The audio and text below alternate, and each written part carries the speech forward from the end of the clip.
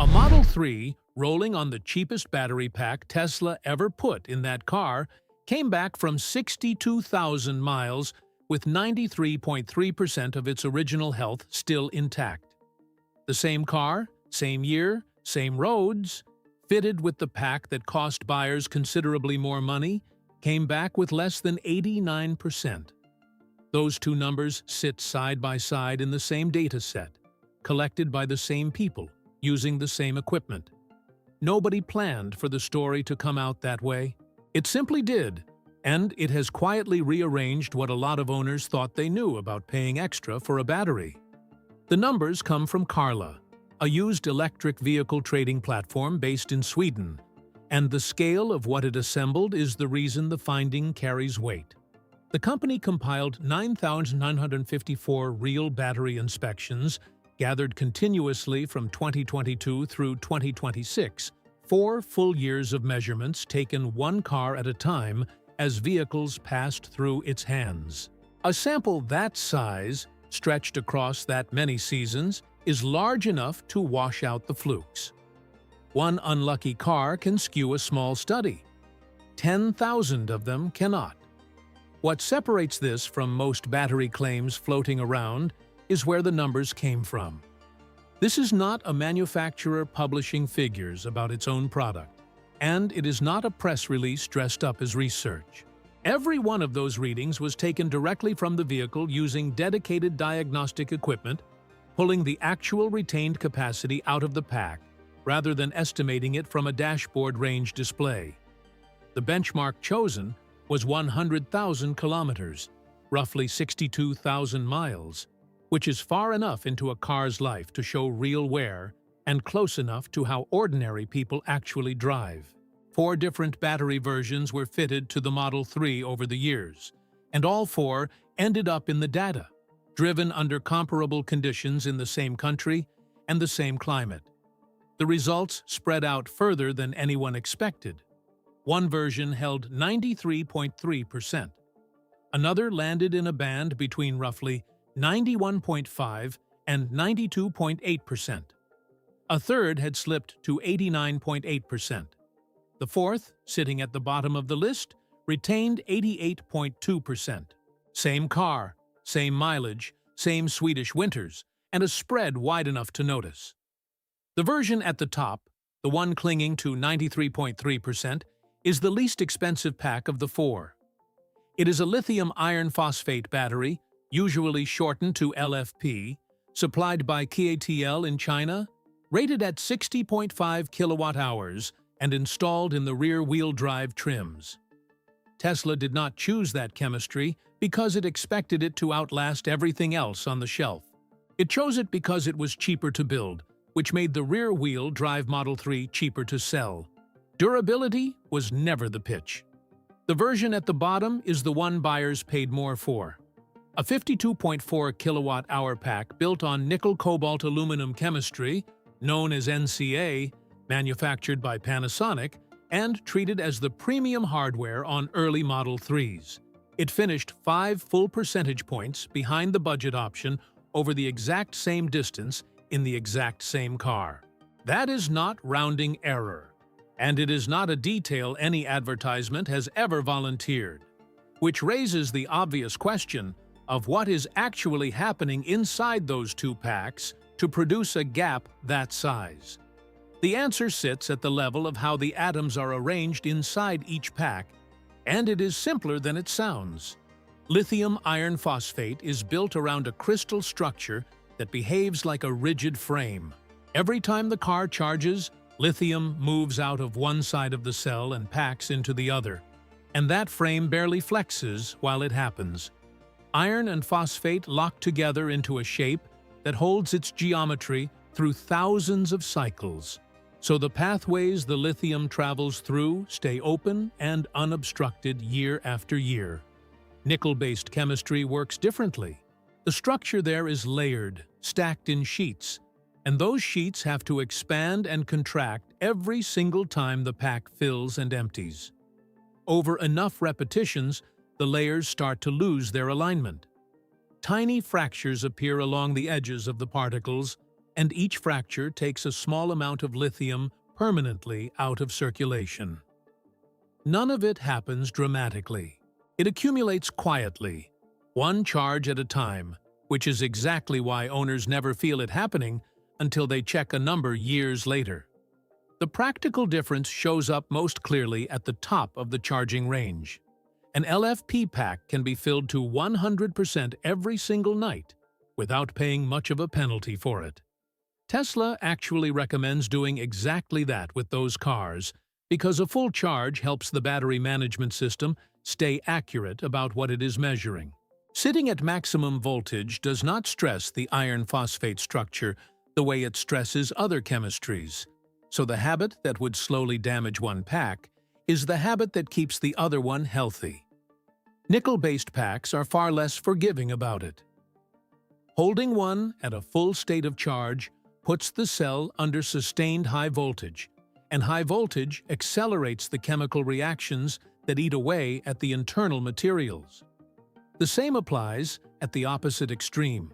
Leaving one of those packs sitting near empty for weeks, while the car is parked at an airport, does its own kind of damage. The comfortable zone for that chemistry is the middle, somewhere between 20 and 80%. And every hour spent outside, it costs a little something. So the obvious question becomes why anyone would build the more fragile option at all. And the answer is energy density. Nickel-cobalt aluminum stores substantially more energy in the same physical space and the same weight than iron phosphate does. That extra density is what turns into miles on the highway. A car needs a certain size of battery compartment, and filling that compartment with the denser chemistry simply gets the driver farther before the next stop. That is a real advantage, not a marketing invention. What buyers were rarely told is that the advantage comes with an invoice attached.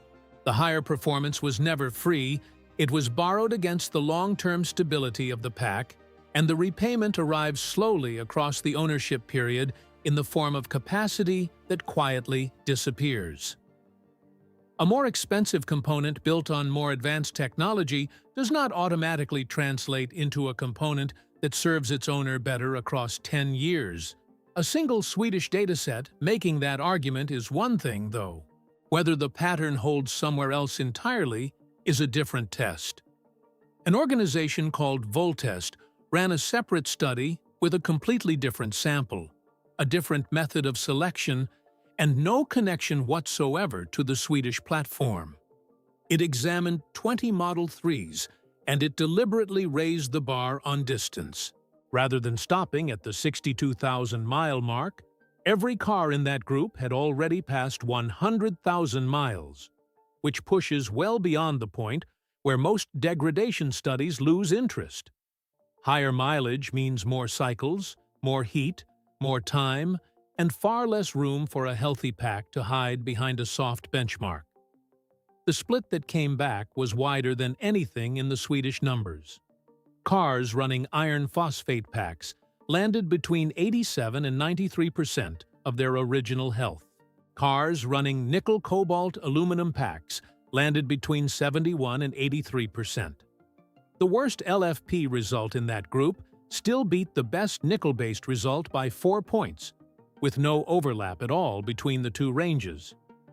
Two chemistries that started life inside the same model had drifted into two completely separate categories of outcome by the time the odometer crossed 6 figures. Individual cars in that sample tell the story more sharply than the averages do. One LFP-equipped Model 3 had covered close to 140,000 miles and still measured 92%, meaning it had given up roughly 8% of its capacity across a distance that would take most American drivers a full decade to accumulate. Another had reached nearly 165,000 miles and still held 90%. Those are taxi-grade distances, the kind of use that punishes every component in a vehicle. And the packs kept going. Two independent studies pointing the same direction starts to look like a pattern rather than a coincidence. And a third data set widens the frame considerably. A fleet data company called Geotab analyzed more than 22,700 electric vehicles, and its sample was not limited to a single manufacturer. It pulled from numerous brands across multiple markets, which means the results describe the state of electric vehicle batteries generally rather than the behavior of one company's engineering choices. The average annual degradation rate across that entire fleet came out at roughly 1.8% per year. At that pace, a pack takes well over a decade to lose even a fifth of its capacity, and Geotab drew the conclusion the arithmetic supports. Modern electric vehicle batteries are entirely capable of running 20 years or more, which in most cases means outlasting the body they are bolted into. Rust, suspension components, and interior wear become the limiting factors long before the battery does. That figure lands directly on top of one of the oldest fears attached to electric cars: the assumption that the pack becomes an expensive problem after a handful of years and turns the whole vehicle into scrap. Real-world measurement across tens of thousands of cars shows the opposite happening. Batteries are aging slower than the machines around them, and once degradation stops being the danger everyone assumed it was, a different question moves to the front of the line, which is where Tesla actually stands when the entire market gets ranked side by side. Carla published more than just the Model 3 breakdown. It ranked the 20 electric vehicle models with the highest retained battery health across its entire inspection database, and Tesla does not occupy the top of that list. First place belongs to the Kia e-Niro, whose 64 kilowatt-hour pack came back holding 97.25% after the same 62,000-mile benchmark. That is less than 3% lost across a distance that takes the average driver more than 4 years to cover, and it sets a bar noticeably above anything Tesla managed. Second place went to the Hyundai Kona Electric at 97.18%, close enough to the leader that the difference sits near the margin of measurement. Third place went to the Kia EV6 at 95.95%. 4 Tesla models did make the top 20, which is a genuine result worth acknowledging given how many manufacturers were competing for those positions, but none of them reached the podium, stating that plainly matters more than shaping the data into a flattering shape for whichever brand happens to be the subject. There is something worth noticing about the 3 cars at the top, and it has nothing to do with badges. All 3 launched years ago. None of them run the newest cell formats, the largest packs, or the most aggressive fast-charging architecture on the market today. They are mature designs using chemistry and thermal management that engineers have had a long time to refine. Whatever advantage they hold came from iteration rather than from novelty, and the ranking rewards that quietly. That points at something the specification sheet never captures. Peak charging speed, headline range figures, and acceleration numbers are the metrics that sell a car in a showroom, and none of them predict what the pack will measure 6 years later. Thermal control, conservative charging behavior, and a battery management system that has been tuned across hundreds of thousands of vehicles do predict it. Those things do not photograph well, and they do not appear in an advertisement, which is precisely why buyers rarely weigh them. The other piece of context that gets lost in the rankings is the legal floor sitting underneath every one of these cars. United States federal regulation requires every manufacturer to warranty the high-voltage battery for a minimum of 8 years, or 100,000 miles, and that warranty guarantees a minimum of 70% of original capacity. Fall below that line inside the coverage window, and the manufacturer repairs or replaces the pack at no cost to the owner. Set the Swedish figures against that threshold, and the picture changes tone considerably. The worst-performing battery version in the entire Model 3 comparison still retained 88.2%, more than 18 percentage points clear of the point where a warranty claim would even become possible. Whichever of the 4 packs a buyer ended up with, The odds of ever needing that safety net over the standard coverage period are effectively zero. Which makes it fair to ask why Tesla keeps building nickel-based packs at all when the cheaper chemistry keeps winning these comparisons. The limitation is physical, and no amount of engineering has erased it yet. Iron phosphate cells simply hold less energy per kilogram and per liter than nickel-based cells do. Filling a Model 3 floor pan with LFP produces a smaller number on the range sticker than filling that identical floor pan with NCA. And the gap is not trivial. Building an LFP pack large enough to match the range of a nickel-based one means a heavier, bulkier battery, which adds weight the car then has to carry around, eating into the very range the extra cells were added to provide. That constraint decides the entire trim structure. The long-range versions exist because a segment of buyers cares more about the distance between charging stops than about anything else. And those buyers are not going to accept a number that starts with a 3 when the competition is offering a 4. Nickel-based chemistry is the only way to hit those figures inside the space available. So that is what goes into those cars, durability trade-off included, and rarely mentioned at the point of sale. Cold weather sharpens the divide further. Iron phosphate cells lose more of their usable capacity in low temperatures than nickel-based cells do, and they charge more slowly when cold until the pack has been properly preconditioned. A driver in a mild climate may never notice. A driver spending January in the northern half of the country notices immediately, watching available range drop further on a chemistry that already started with less of it to give away. So the useful question was never which chemistry is superior in some abstract sense. Both are doing exactly what they were designed to do, and the design goals were different from the start.